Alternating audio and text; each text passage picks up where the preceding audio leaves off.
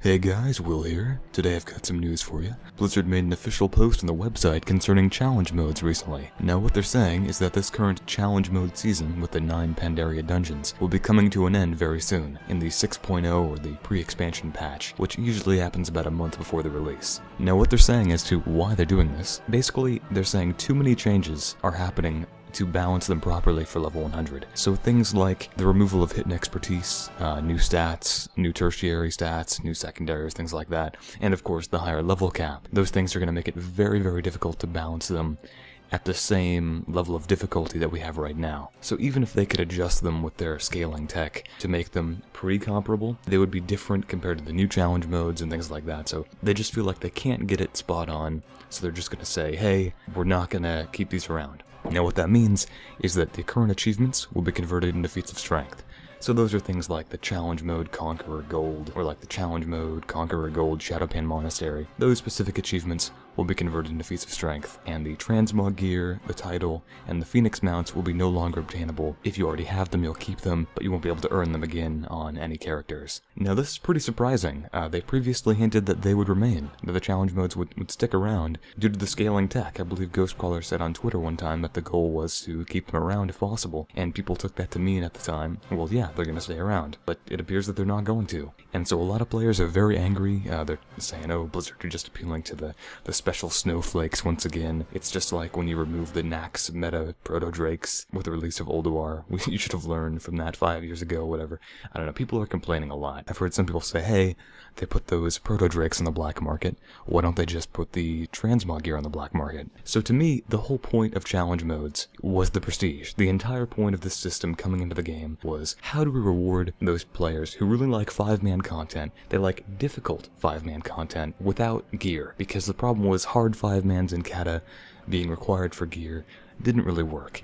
So how about we have organized 5-man content that's still difficult, but it rewards prestigious stuff, not gear rewards. No progression, just really cool looking stuff. And I think it worked out fairly well. It didn't appeal to everyone that they wanted it to, but I think it appealed to a pretty good audience. Pretty good size. And I love challenge modes. Like, I've done them. I have 99 gold in my main. Only on one character though. I haven't done them on like 11 classes or whatever, but I really thoroughly enjoy doing them.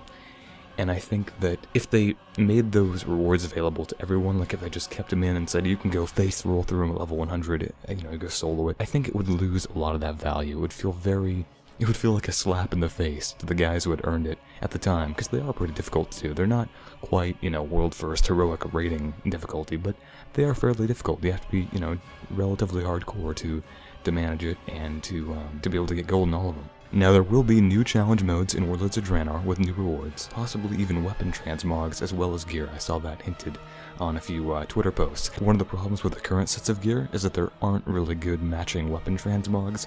I mean, yeah, you can look around and find some cool stuff, but you're not going to find anything that's exact. Now, I know some people were concerned about Proving Grounds and what's happening with them. It appears that Proving Grounds will be updated for Warlords of Draenor, they'll remain in the game, and they'll have new achievements. Now, to me, it's kinda weird, because I know Proving Grounds and challenge modes use very similar technology.